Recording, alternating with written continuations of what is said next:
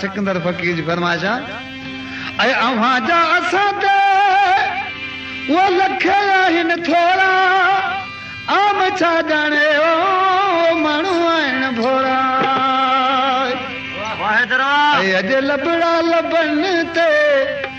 लखे वो भेरा लाए बा कुर्ब वारनि सां को करा